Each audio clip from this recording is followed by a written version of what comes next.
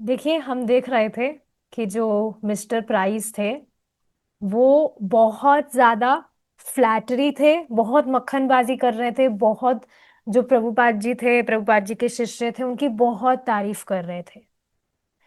तो इस तरह से लग रहा था कि वो मतलब दाल में कुछ काला है। कोई ऐसा व्यक्ति जिससे हमारी कुछ जान ना पहचान, फिर भी वो हम में बहुत इंटरेस्ट दिखा रहा है, हमारी बहुत तारीफ कर रहा है। तो अपने आप ही यू विल सेंस कि कुछ तो गड़बड़ है। ये इस तरह से क्यों बिहेव कर रहा है, इसको मैं इतना जानता भी नहीं हूँ और ये वो। तो ऐसा कुछ यहाँ पर था। ये जो मिस्टर प्राइस थे ये बहुत इस तरह से पर्सनल होने का ट्राई कर रहे थे, बहुत ज्यादा अ, भक्तों की तारीफ कर रहे थे, और basically he was very flattering. तो बाद में प्रभुपाद जी चाह रहे थे कि ये जो बिल्डिंग हम ले रहे हैं किसी लॉयर को हायर किया जाए, और ये जो मिस्टर प्राइस है ये बहुत ज्यादा हमें तकलीफ दे रहे हैं। क्या दिक्कत है, क्यों ये मतलब हमें इनसे कांटेक्ट रखने की क्या हमें आवश्यकता है। हम क्यों ना डायरेक्टली ही जो उस बिल्डिंग के ओनर है उन्हीं से हम उस बिल्डिंग को क्यों नहीं परचेज कर सकते हैं। बीच में ये जो भी ये दलाली कर रहे हैं एजेंट्स वगैरह की क्या जरूरत है। तो ऐसा ही प्रभुपाद जी थोड़ा he was little upset from this man कि ये क्यों इतना तंग कर रहा है। तो यहीं से हम कंटिन्यू करेंगे आगे। दूसरे व्यक्ति के विषय में बताया जा रहा है, एलन कॉलमैन। आप देखेंगे बहुत सारे लोगों के विषय में बताया जा रहा है, क्योंकि है ही ऐसा। बहुत सारे कृष्णा कॉन्शियसनेस में यही तो है, बहुत सारे नए नए लोग आते हैं। इस चीज को देखिए, बहुत सुंदर है ये। देखिए आप, specially if you are preaching, तो आप देखेंगे बहुत नए सारे नए लोग आएंगे, और बहुत सारे हैं जो चले जाएंगे छोड़कर, और कुछ है जो रहेंगे, और उसमें से भी बहुत कुछ है जो लंबे समय तक रहेंगे। तो यहाँ पर हम देख रहे हैं प्रभुपाद जी के यहाँ पर भी इसी तरह से हो रहा है।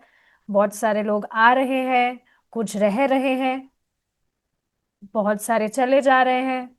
कुछ लोग कभी कभी के कस्टमर्स हैं, कभी आते हैं कभी गायब, और कुछ हैं जो एकदम फिक्स हो गए हैं, जो प्रभुपाद जी के साथ ही रह रहे हैं, उनकी सेवा कर रहे हैं। तो यहाँ पर देखेंगे हम, एलन कॉलमैन के विषय में बताया जा रहा है। He was a record producer. ठीक है।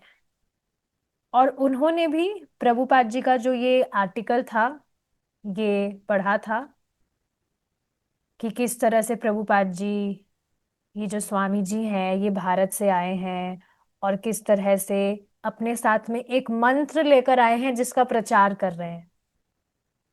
तो उन्होंने जब हरे कृष्ण महामंत्र पढ़ा, इन व्यक्ति ने ही, उस आर्टिकल में फ्रंट पेज पर, तो उनको बहुत अट्रैक्टिव लगा वो, उससे बहुत आकृष्ट हुए। इस चीज को आप देखेंगे, जैसे मैं कुछ देख रही थी तो उसमें एक माता जी थी, तो वो कुछ बाहर की वो कोई माता जी है, वो इस तरह से बता रही थी कि मुझे ना मंत्र गाना पसंद है। तो वो कुछ मंत्र गा रही थी और अपने इंस्ट्रूमेंट पे बजाते हुए। पर आप देखेंगे जो आकर्षण हरे कृष्ण महामंत्र में है वे और मंत्रों में नहीं है। और अगर आपको भी इस तरह से फील होता है तो ये बहुत सुंदर बात है। पता है कैसे? क्योंकि हरे कृष्ण महामंत्र से आकर्षण होने का अर्थ क्या है? आपका कृष्ण में आकर्षण बढ़ रहा है, क्योंकि महामंत्र, भगवान का जो नाम है, वो स्वयं भगवान ही है। तो भगवान के नामों में आकर्षण होने का अर्थ क्या हुआ? आपका भगवान में आकर्षण हो रहा है, आपको भगवान अट्रैक्टिव लग रहे हैं। तो जब उन्होंने इस तरह से महामंत्र पढ़ा फ्रंट पेज पर, तो उनको बहुत अच्छा लगा था वो। He become attracted. उस आर्टिकल को पढ़ के उन्हें आइडिया मिल गया था कि ये जो मंत्र का, ये स्वामी जी जो इस महामंत्र का प्रचार कर रहे हैं, इसको करने से कोई भी व्यक्ति अगर इसका अभ्यास करता है तो वह परम आनंद का अनुभव कर सकता है। He could get a tremendous high और ecstasy from chanting। तो प्रभुपाद जी का ये जो आर्टिकल था, प्रभुपाद जी का विषय में ये जो आर्टिकल था, इसमें ही जहां प्रभुपाद जी अपना क्लासेस वगैरह होल्ड करते थे, वो एड्रेस में उसमें आर्टिकल में दिया हुआ था कि भाई किसी को इंटरेस्ट हो तो ये एड्रेस है, आप यहाँ पर जा सकते हैं, पहुंच सकते हैं। तो एक बार नवंबर के महीने की बात है, उसमें एक बार एक रात को आ, ये जो व्यक्ति है अपनी वाइफ के साथ में प्रभुपाद जी के वहां पर गए थे। अब ये व्यक्ति क्या कह रहे हैं हम देखेंगे। वहां जब वे गए तो रूम के पीछे 30 पेयर्स ऑफ शूज थे। और इस बात को समझना चाहिए कि 30 पेयर्स ऑफ शूज है, मतलब वास्तव में 30 लोग लगभग वहां पर थे। अब ये बात मैं क्यों कह रही हूँ, एक बार प्रभु जी गए थे कोई हाउस प्रोग्राम करने के लिए, तो वहां पर भी बाहर बहुत सारी शूज चप्पलें वगैरह खुली हुई थी। तो प्रभु प्रभु जी बहुत खुश हो गए, वाह इतने सारे लोग पहले ही आ गए। और अंदर जाकर देखा तो पूरा का पूरा जो हॉल था, जो स्पेस था, वो पूरा खाली था। तो फिर प्रभु जी कंफ्यूज हो गए कि ये क्या है, बाहर तो इतने सारे शूज वगैरह खुले हैं, अंदर कोई नहीं है। तो वो जो उस मकान की ओनर थी जिन्होंने वो हाउस प्रोग्राम करवाया था, वो खुद ही बता रही थी कि वो मेरे हैं। बट यहाँ पर ऐसा नहीं था, यहाँ पर वास्तव में इस तरह से उन्होंने शूज देखे 30 पेयर्स, तो वास्तव में 30 के करीब वहां पर लोग थे। तो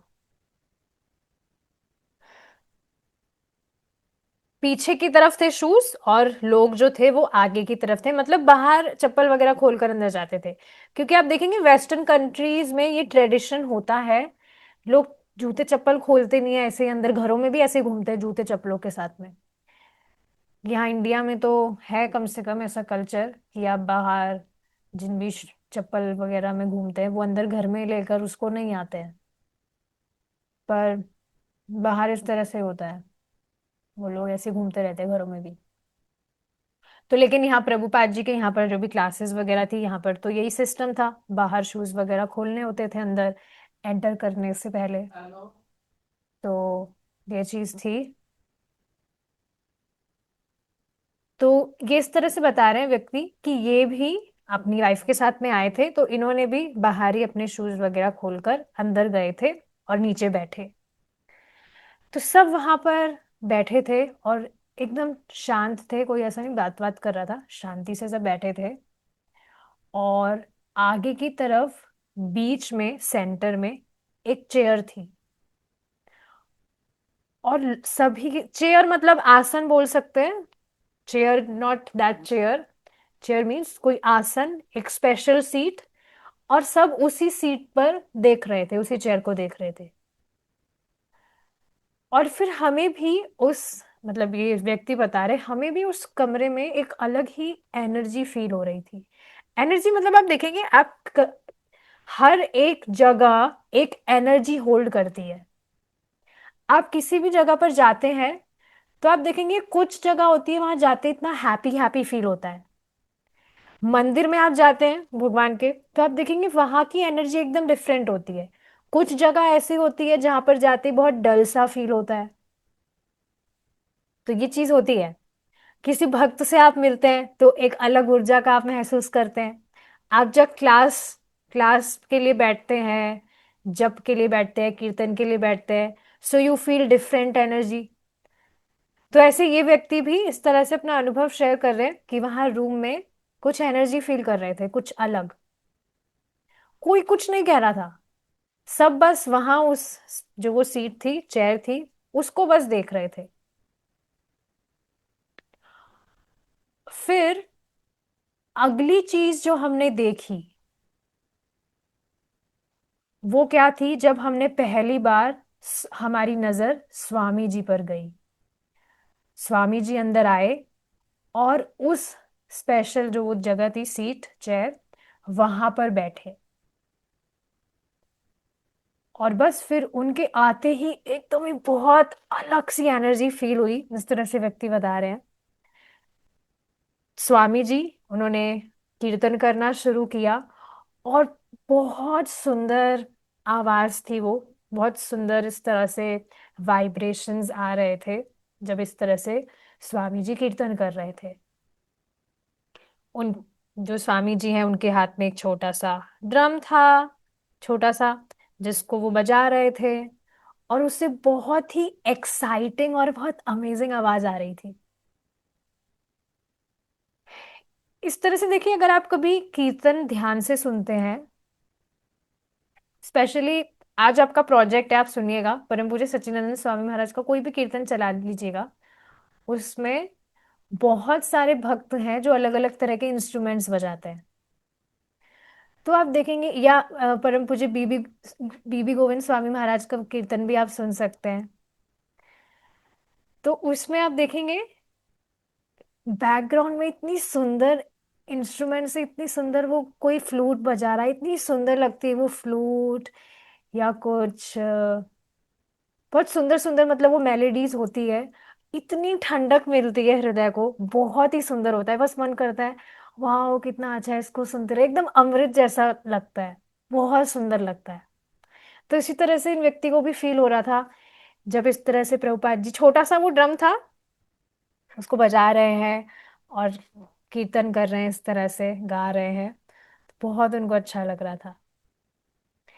एक व्यक्ति था वहां पर, एक भक्त थे, जो अपने हाथ में एक साइन लेकर बैठे थे, और उस साइन मतलब एक कुछ पोस्टर टाइप, उस पर महामंत्र लिख रहा था, भाई किसी को पता ना हो कि ये क्या गाया जा रहा है, तो उसको देखकर गा सकते हैं, इस तरह से। ये भी अच्छा था, वहां पर एक ऐसे लगा दिया था, कोई नए भक्त आए उनको पता ना हो, कोई भी नया व्यक्ति आए कि ये क्या गाया जा रहा है, तो वो उसको देखकर गा सकता था, फॉलो कर सकता था। जैसे आप अगर नोटिस करेंगे मंदिर में भी, सुबह आप देखेंगे मंगला आरती हम गाते हैं, तो मंगला आरती के समय मंगला आरती का बड़ा सा बैनर आगे लगा होता है, कभी अगर आपने नोटिस किया हो, उस समय मंगला आरती का बैनर लगा दिया जाता है।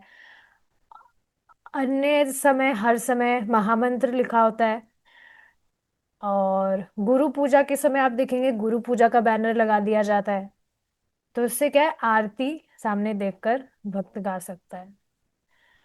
दामोदर के महीने में दामोदर अष्टकम लगा दिया जाता है, इस तरह से है। तो यहाँ पर भी महामंत्र उन्होंने इस तरह से वो लेकर खड़े थे, ताकि सब उसको देखकर गा सके। फिर कुछ भक्त थे वो खड़े होकर वहां पर सर्कल में, सर्कल बनाकर नृत्य करने लगे। और वो जो उनके ये व्यक्ति इस तरह से बता रहे हैं कि उनके जो डांस स्टेप्स थे वो एकदम स्पेशल थे, अलग ही स्पेशल तरह के वैष्णव डांस थे। और वैष्णव जो नृत्य होता है वो तो उन्होंने कभी देखा नहीं, तो इसलिए उनको बहुत स्पेशल लग रहा था कि कुछ स्पेशल ही डांस इस तरह से कर रहे थे वो लोग, जो भी स्टेप्स कर रहे थे। और जो स्वामी जी हैं वो इस तरह से सब जगह कमरे में देख रहे थे कि कौन कैसे क्या कर रहा है।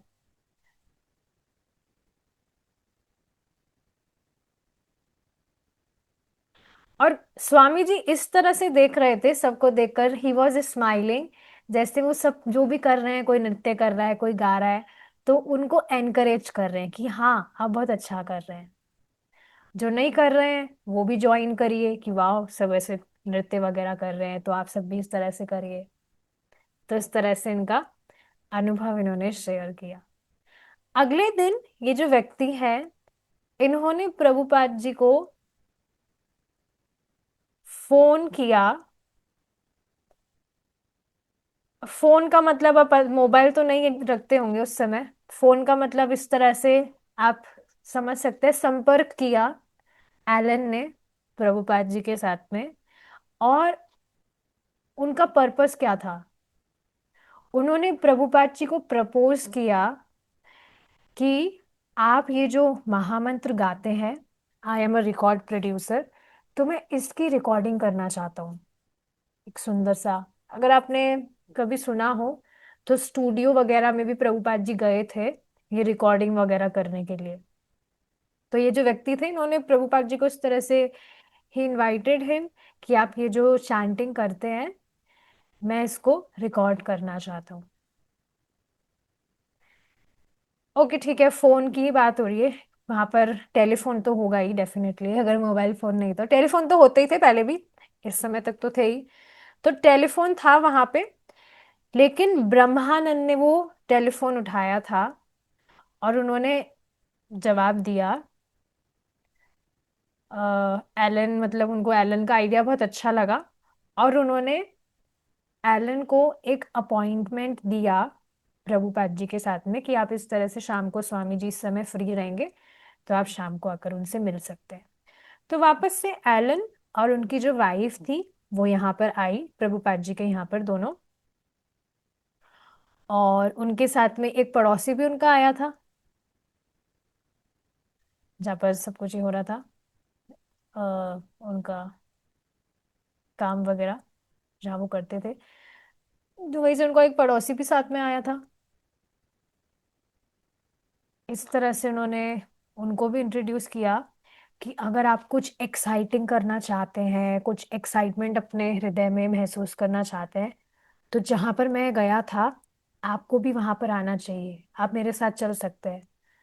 अब देखिए, कल कल बता रहे थे, आज बता रहे थे प्रभु जी इस बात को कि कोई भी व्यक्ति भक्ति कर रहा है, कल शाम की बात है शायद, और उसको भक्ति करके लाभ हो रहा है, तो वह खुद ही उत्साहित होगा और वह खुद ही प्रचार करेगा।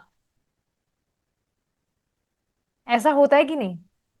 इस वजह से बहुत जरूरी है कि हम बहुत अच्छे से भक्ति करें, ताकि ट्रांसफॉर्मेशंस हम हमारे जीवन में देखेंगे तो अपने आप ही हम उत्साहित रहेंगे और लोगों को भी बताने के लिए।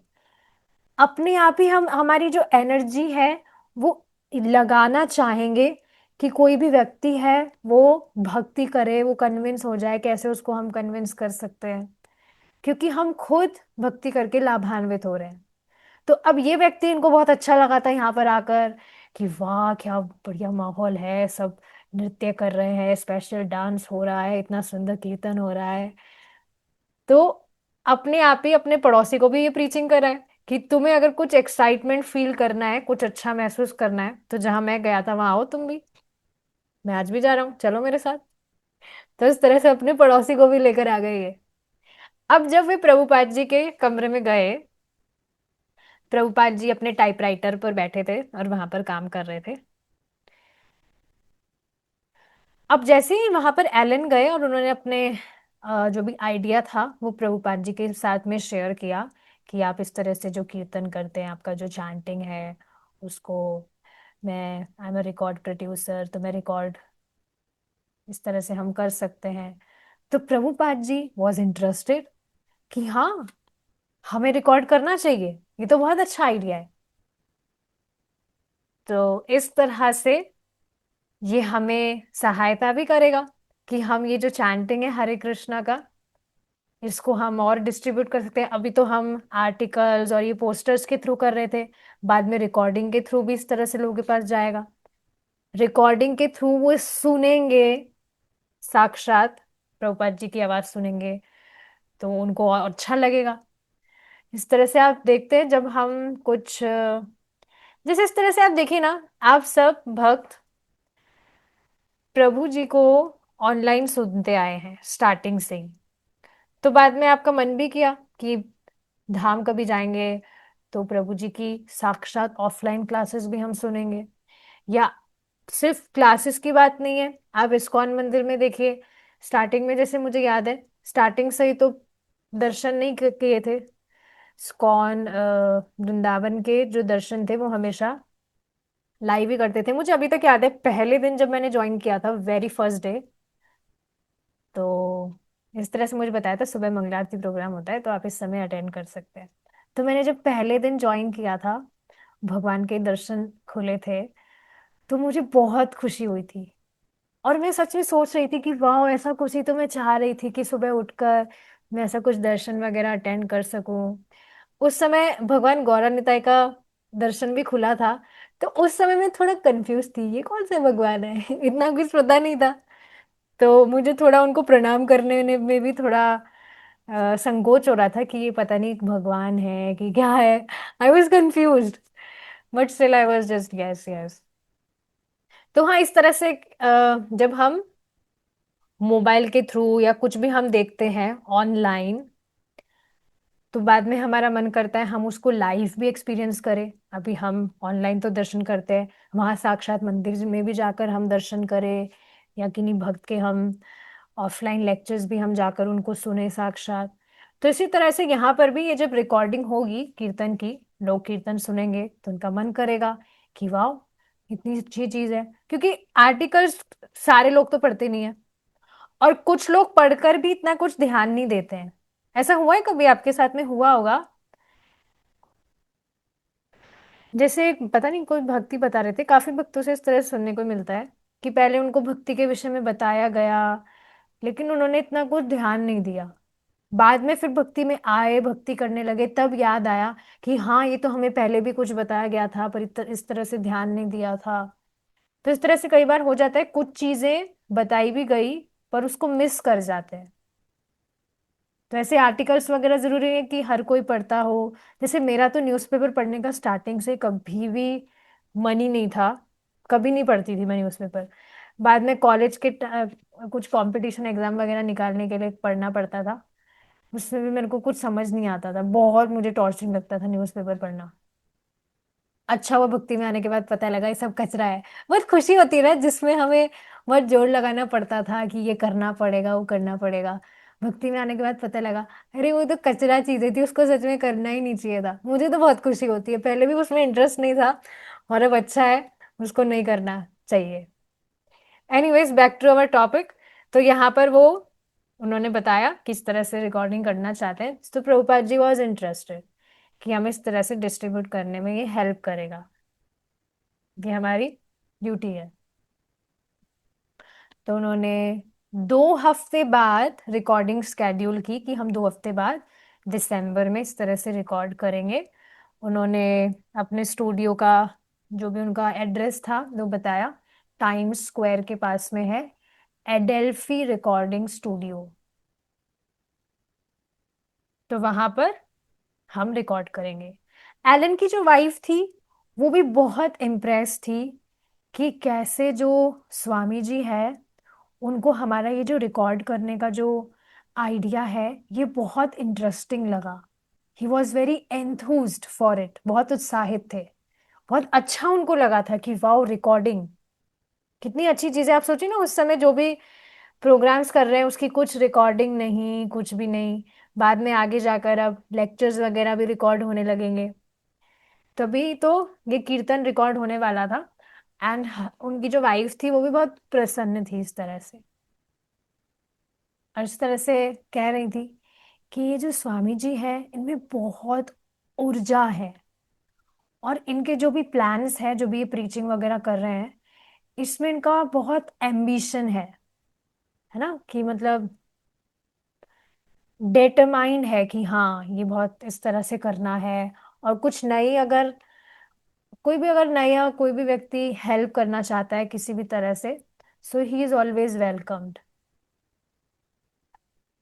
तो यही यहाँ पर बताया जा रहा है, आगे देखेंगे।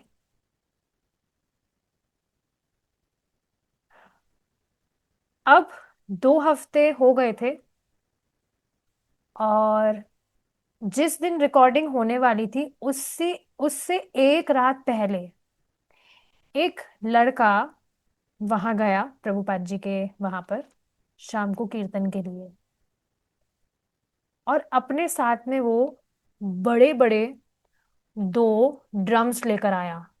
और वो भारत के ही कुछ ड्रम थे, भारत से ही वो कुछ लाया होगा। तो कीर्तन करने के लिए वहां पर आया वो प्रभुपाद जी के यहाँ पर अपने साथ में बड़े बड़े ड्रम्स लेकर।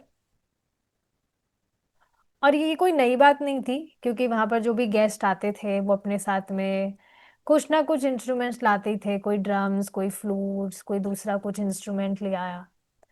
लेकिन इस बार प्रभुपाद जी ज्यादा इंटरेस्टेड थे उस व्यक्ति को देखकर, क्योंकि वो बड़े बड़े ड्रम्स लाया था, और वो भी इंडियन ड्रम्स थे। तो वो वहां पर बैठ गया जाकर। और जब प्रभुपाद जी आ, मतलब उसको बजाने के लिए वो बैठा था, तैयार था। और प्रभुपाद जी ने जब उस वो जो लड़का आया था उसको इस तरह से इशारा किया कि वो अपने ड्रम को लेकर आए, तो वो जो लड़का था वो गया नहीं। वो चाहता था, खुद ही बजाना चाहता था, वो नहीं चाहता था कि कोई मतलब कोई भी आकर बजाए, वो खुद ही बजाना चाहता था। तो प्रभुपाद जी ने उसको इशारा करके जब बुलाया भी, इधर आओ, इधर आओ, तो वो गया नहीं, वो गया ही नहीं, वहीं बैठा था वो, कि उसको खुद को बजाना था। फिर ब्रह्मानंद उनके पास गए, उस लड़के के पास में, और उन्होंने कहा कि स्वामी जी वो ड्रम बजाना चाहते हैं। फिर जाकर उसने वो ड्रम दिया। तो आगे देखिए ब्रह्मानंद क्या कह रहे हैं। प्रभुपाद जी, स्वामी जी वो ड्रम बजाने लगे। और जब वो बजा रहे थे तो उनके जो हाथ थे वो उस ड्रम पर डांस कर रहे थे। यू कैन इमेजिन, बिल्कुल एकदम तान में प्रभुपाद जी उसको बजाने लग गए। और सब के सब देख कर ऐसे स्टन रह गए, एकदम हक्के बक्के रह गए। क्योंकि ये देखकर कि स्वामी जी बहुत अच्छे से जानते थे कि उस ड्रम को कैसे बजाना चाहिए। सब देखकर एकदम आश्चर्यचकित रह गए। क्योंकि अभी तक हमने स्वामी जी को देखा था, वो छोटा सा बोंगो ड्रम, उसको बस ऐसे ऐसे बजाते रहते थे। तो हमें कुछ आइडिया नहीं था कि स्वामी जी इतने एक्सपर्ट है कुछ दूसरे ड्रम्स बज गए, इंस्ट्रूमेंट्स बजाने के लिए भी। तो इस तरह से ये जो ब्रह्मानंद थे ये भी इस तरह से बता रहे हैं कि मैंने सोचा था कि शायद ये कोई भारतीय ड्रम है, इस वजह से प्रभुपाद जी फेमिलियर है इसको कैसे बजाना चाहिए। और अब इस बात को समझ लीजिए, वो जो टू हेडेड ड्रम है वह मृदंग की बात हो रही है यहाँ पर। टू हेडेड ड्रम, जिसके दो सर हो। तो या तो वो ढोलक होता है या वो मृदंग होता है। So definitely it was mridanga. आगे अभी और मालूम भी चल जाएगा। तो इस तरह से जब मृदंग प्रभुपाद जी के पास आया तो बहुत आराम से उसको बजा रहे थे। वो ऐसे नहीं बजेगा, वो ऐसे बजेगा। आई वाज रॉन्ग, अभी ये मैंने ध्यान से देखा, टू हेडेड ड्रम मीन्स दोनों तरफ। सच में मृदंग अगर आप बजाए, बजाने में तो बहुत मजा आता है। बहुत आनंद आता है उसको इस तरह से बजाते हैं, उस पर कीर्तन करते हैं, बस मन करता है बजाते जाए, बजाते बजाते जाए। बहुत अमेजिंग है। ठीक है, तो इस तरह से आगे देखिए क्या बताया जा रहा है। तो जब इस तरह से वो ड्रम आया और प्रभुपाद जी उसको बजाने लगे, तो इतना अच्छे से प्रभुपाद जी उसको बजा रहे थे जैसे एकदम एक्सपर्ट म्यूजिशियन है, मास्टर म्यूजिशियन है उस इंस्ट्रूमेंट को बजाने बजाने में। और उस मृदंग के बजने से, उस मृदंग को बजकर जब वहां पर कीर्तन हो रहा था, तो उस बोंगो ड्रम से 1000 गुना एक्सटेसी, एक्सटैटिक एटमॉस्फेयर वहां पर हो गया था, ब्लिसफुल बिहेवियर हो, ब्लिसफुल एटमॉस्फेयर हो गया था उस मृदंग के, उस मृदंग पर कीर्तन करने से। ये तो आप समझ ही पा रहे हैं, एक तो बोंगो ड्रम है वो, उसको इस तरह से बजाते रहो, और एक मृदंग, तो फर्क तो पड़ ही जाता है। कीर्तन के बाद में प्रभुपाद जी ने उस लड़के से पूछा कि क्या ये जो आप ड्रम लाए हैं यहाँ पर, मृदंग, इसको क्या मैं कुछ समय के लिए ले सकता हूँ? मेरा रिकॉर्डिंग सेशन है अगले दिन। कितनी अमेजिंग चीज है ना ये। अगले दिन स्टूडियो में जब रिकॉर्डिंग होने वाली थी, उससे एक रात पहले ही ये लड़का यहाँ पर आया था वो मृदंग लेकर। तो प्रभुपाद जी ने इस तरह से कहा था कि अगले दिन, कल हमारा इस तरह से रिकॉर्डिंग सेशन है, कल रात को, शाम को, तो क्या आप कुछ समय के लिए दे सकते हैं? तो वो जो लड़का था वो माना नहीं था। भाई मेरी चीज है, मैं ऐसे कैसे, क्यों भाई, मैं बजाऊंगा इसको। लेकिन डिवोटीज ने, भक्त जो थे, उन्होंने उसको प्रॉमिस किया कि हम पक्का आपका ये जो इंस्ट्रूमेंट है आपका ड्रम आपको कल हम वापस दे देंगे, कल एक बारी रिकॉर्डिंग हमारा हो जाए। तो बाद में वो मान गया था कि चलो ठीक है। तो उसने कहा कि ठीक है, अभी तो मैं ले जाता हूँ, लेकिन मैं कल ले आऊंगा आपका ये जो ड्रम है। तो उस रात को जब वो अपने हाथ में वो मृदंग लेकर वापस से जा रहा था अपनी जगह जहां पर भी वो रहता है, तो जो भी भक्त थे वो इस तरह से सोच रहे थे कि शायद ये वापस कभी नहीं आएगा, ना तो इसका ड्रम ये अपने साथ लाएगा कभी और ना ये वापस आएगा। पर अगले दिन जब प्रभुपाद जी स्टूडियो के लिए निकलने ही वाले थे, उसके कुछ घंटों पहले वो वापस से अपने ड्रम के साथ में, मृदंग के साथ में वहां पर आ गया था। So yes, it was nice कि वो आया था इस तरह से। अब दिसंबर का समय था, आपको पता ही है दिसंबर मीन्स ठंड का समय। तो प्रभुपाद जी अपना जो भी सैफरॉन धोती वगैरह होता है उसको पहने हुए थे, और उन्होंने एक कोट भी पहना था। अपने ग्रे कलर के शूज थे जो कि थोड़े लंबे थे, वो सर्दियों के हिसाब से। गर्मियों में जो नॉर्मल रबर के शूज पहनते थे उससे डिफरेंट थे वो, लंबे थे थोड़े सर्दियों के हिसाब से। और रूप अनुगा की जो वैन थी उसमें प्रभुपाद जी गए अपने 15 कुछ शिष्यों के साथ। और उनका जो इंस्ट्रूमेंट था, उनके जो भी इंस्ट्रूमेंट्स थे उसके साथ में दे गए, सब के सब गए वहां पर स्टूडियो में रिकॉर्डिंग के लिए। अब ब्रह्मानंद क्या कह रहे हैं, देखिए। जाते ही वहां पर रिकॉर्डिंग स्टार्ट नहीं हुआ था, क्योंकि हमसे पहले भी वहां पर एक ग्रुप आया हुआ था जिनका कुछ रिकॉर्डिंग वगैरह वहां चल रहा था। तो हम वहाँ वॉक पर चले गए कुछ समय के लिए कि चलो थोड़ा वॉक ही करे आते हैं, यहाँ पर पता नहीं कुछ ही मतलब हो रहा है अभी तो हम वहां पर स्वामी जी के साथ में खड़े थे, और जितनी भी ये जो लाइट्स वगैरह होती है, फ्लैशिंग लाइट्स, उसको देख रहे थे।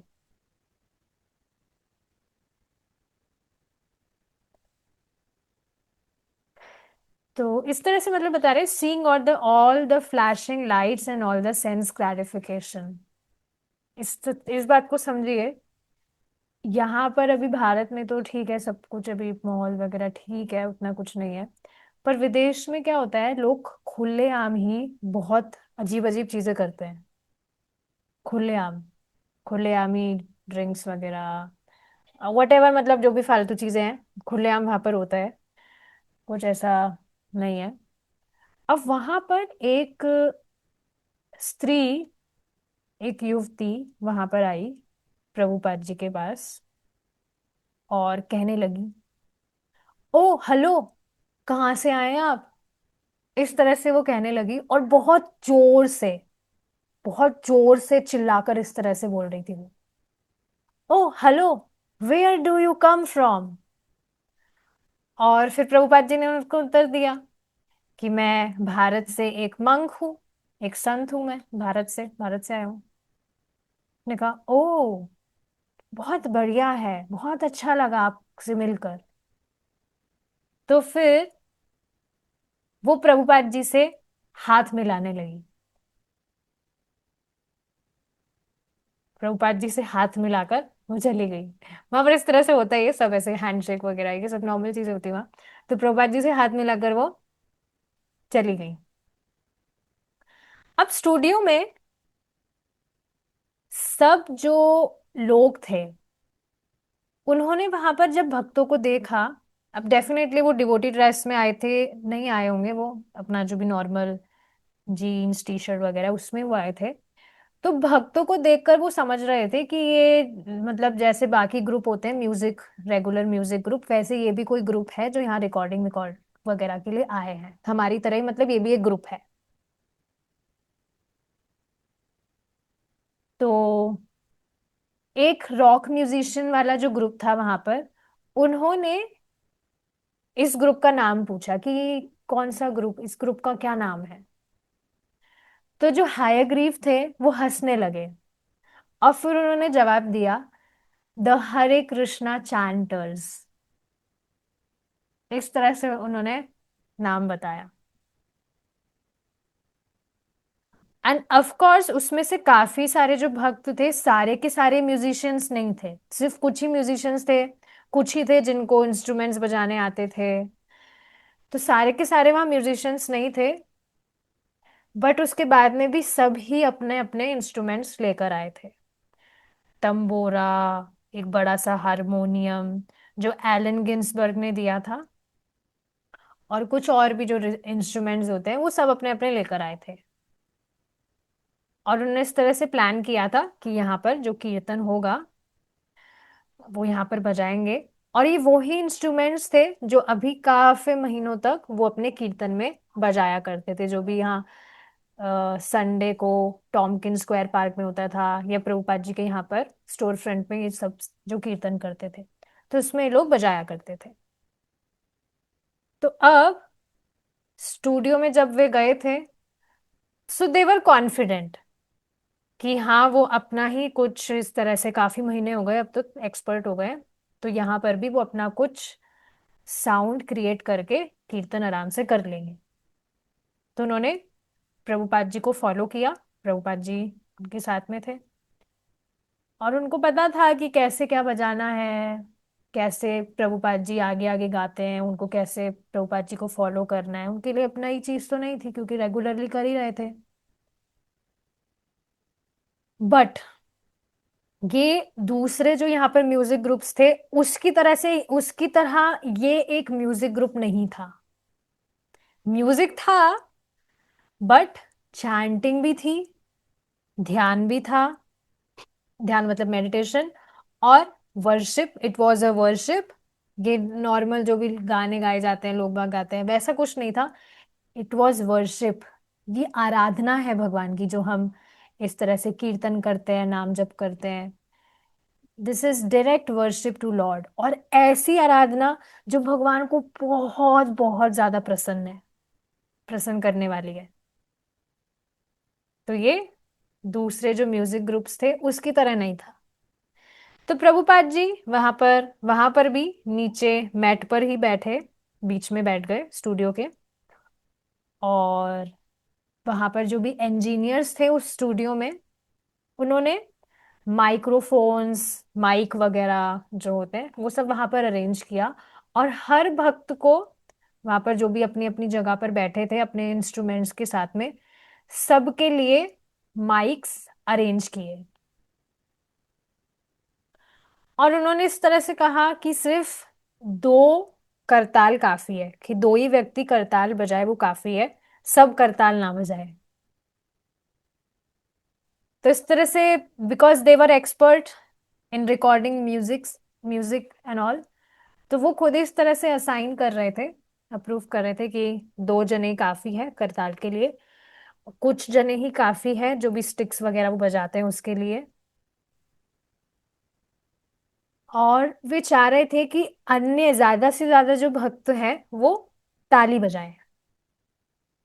सारे के सारे सभी को इंस्ट्रूमेंट्स बजाने की नीड नहीं है। ऐसा तो होता ही है ना, कीर्तन हम करते हैं, ऑफलाइन कीर्तन, तो उसमें कुछ ही भक्त हैं जो इंस्ट्रूमेंट्स बजाते हैं, आप देखते ही है। ऐसा नहीं है कि सारे के सारे इंस्ट्रूमेंट्स बजाए जा रहे हैं, ऐसे नहीं होता है। कुछ ही भक्त होते हैं जो इंस्ट्रूमेंट्स बजाते हैं, बाकी जो भक्त हैं वो ताली बजाते हैं। तो यहाँ पर भी ऐसे ही कुछ ये ट्यूनिंग कर रहे थे। रूप अनुगा का जो इंस्ट्रूमेंट था वो कुछ बेल्स थी, घंटी आप जो जानते हैं वो थी वो, जिसकी घंटी, अब मैं यहाँ घंटी है नहीं, घंटी की आप देखेंगे जो बीच में वो जो होता है जिससे आवाज होती है उस घंटी में, तो उनके पास में जो घंटी थी ना उसमें वो आवाज करने वाली जो बीच में वो जो होता है, उसमें वो थी ही नहीं। तो वो बजेगी कैसे, वो घंटी किसी काम की नहीं है। तो जब वहां पर वो इंजीनियर जो था, जो इस तरह से माइक वगैरह अरेंज कर रहा था, उसने जब उन बेल्स को देखा, तो वो उसको देखा और उसने उसने कहा कि मुझे एक बार सुनाओ, इसकी मुझे आवाज सुनने दो। तो रूपानुगा ने जब उनको बजाया, तो ठीक है, उसको अप्रूव कर दिया गया। अब घंटी बजाने का एक और तरीका होता है, किसी स्टिक से भी घंटी आवाज कर सकते हैं। आवाज तो हम किसी से भी कर सकते हैं। आप स्कूल में भी बेंचेस पर बैठते थे, तो वो लोहे की बेंचेस होती थी या लकड़ी की, तो आप हाथों से कभी आवाज करें उस पे? काफी बच्चे इस तरह से करते ही हैं, बैठकर कुछ भी बजाने लग जाएंगे, कुछ भी ट्यून इस तरह से वो बना लेते हैं, साउंड से कुछ भी आप ट्यून बना सकते हैं। कुछ लोग होते हैं, थोड़ा उनमें टैलेंट होता है, कि जो बर्तन होते हैं उससे वो कुछ साउंड बजाकर उससे भी वो म्यूजिक क्रिएट कर लेते हैं। तो ये है, भगवान की सृष्टि बहुत सुंदर है, इस वजह से ये सब कुछ हो रहा है। हमें कुछ टैलेंट नहीं है, या जो भी व्यक्ति इस तरह से करते हैं। तो यहाँ पर जब उन्होंने इस तरह से घंटी बजाई, सो इट वॉज अप्रूव्ड। अब रविंद्र स्वरूप जो थे, वे हारमोनियम पर कुछ बजा रहे थे, बजाने वाले थे। तो वो माइक्रोफोन के साथ में ही पास में थोड़ा बैठ गए थे। कीर्तिदानंद के पास में भी माइक था उनके, तंबूरा बजाने के लिए। तो इस तरह से सब इस तरह से मतलब ट्यूनिंग बैठ गई थी, कौन क्या बजाएगा, कौन कैसे क्या करेगा, सारी इस तरह से ट्यूनिंग बैठ गई थी। सारे अब जो ये मतलब ये जो इंजीनियर थे जो इस तरह से सारी ट्यूनिंग कर रहे थे, अब ये जब संतुष्ट थे, तो उन्होंने डिवोटीज को इस तरह से आ, बताया कि ठीक है, अब आप करिए। तो प्रभुपाद जी ने अपना कीर्तन करना शुरू किया, अपना मृदंग बजाते हुए। तो साथ में बाकी जो भक्त थे वो भी अपने जो भी इंस्ट्रूमेंट्स थे, करताल वगैरह, स्टिक्स वगैरह, ताली वगैरह बजा बजा रहे हैं, सब इस तरह से साथ में करने लगे। तो इस तरह से कंटिन्यूअसली ये जो चैंटिंग था, कीर्तन था, ये 10 मिनट तक आराम से चला था।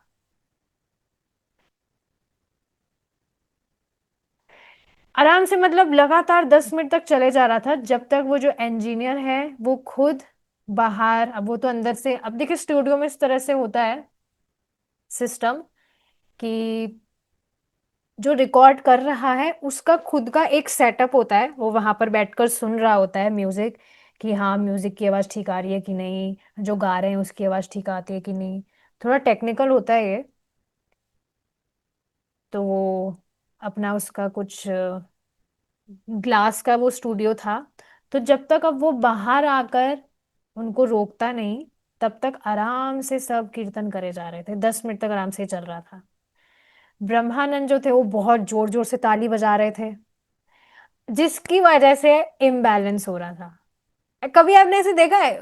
कई कई बार आपने, प्रभु जी शाम को कीर्तन करते हैं, तब आपने नोटिस किया होगा, कोई नए भक्त आते हैं तो वो गाने का प्रयास करते हैं या ताली बजाते हैं, तो वो ऑफ बीट जा रहा होता है, तो थोड़े प्रभु जी भी थोड़ा डिससेटिस्फाइड हो जाते हैं। होता ही इस तरह से, हम कीर्तन कर रहे हैं और कोई भक्त कुछ अलग ही डायरेक्शन में कुछ जा रहे हैं, तो वो थोड़ा बिगड़ जाता है ट्यूनिंग। तो ब्रह्मानंद बहुत जोर जोर से ताली बजा रहे थे, जिससे थोड़ा जो इम्बैलेंस हो रहा था कीर्तन में। तो इंजीनियर फिर से गए, ये जो इंजीनियर है वो वापस से गए अपने स्टूडियो में, उन्होंने अपने हेडफोन्स लगाए और वापस से फिर बैलेंस किया सब कुछ। ब्रह्मानंद को मतलब उन्होंने करेक्शन देकर वापस से आए वो, और फिर सब बैलेंस में चल रहा था। फिर वापस से सब, सेकंड अपटेक था ये, फर्स्ट वाला तो थोड़ा इम्बैलेंस हो गया था, अब वापस से सेकंड रिकॉर्डिंग जब हो रहा था, तो अब वो पहले से बेटर था। तो इस तरह से आप देखते हैं, रिकॉर्डिंग वगैरह होता है तो ऐसा जरूरी नहीं है फर्स्ट टाइम में ही वो परफेक्ट हो, काफी टेक्स लिए जाते हैं। आप कुछ भी परफेक्ट चीजें देखते हैं टीवी पर, कुछ भी, आप अब तो नहीं देखते हैं कोई भी, पर कुछ भी होती है मूवीज वगैरह, उसमें बहुत सारे टेक्स लिए जाते हैं, सीन्स लिए जाते हैं, वो एक बार में परफेक्ट नहीं होता है। तो यहाँ पर भी अब सेकंड टेक लिया तो वो थोड़ा बेटर था। ठीक है, बहुत इंटरेस्टिंग है ना ये सारे टॉपिक, मुझे तो हर रोज बहुत इंटरेस्टिंग लगता है, नई नई बातें मालूम चलती है। ठीक है, अब इसी से हमारा जो ये सेकंड टेक के बाद क्या होता है वो भगवान ने चाहा तो हम कल कंटिन्यू करेंगे। Thank you so much for your time, we will stop here. Srila Prabhupada की जय। हरे कृष्णा।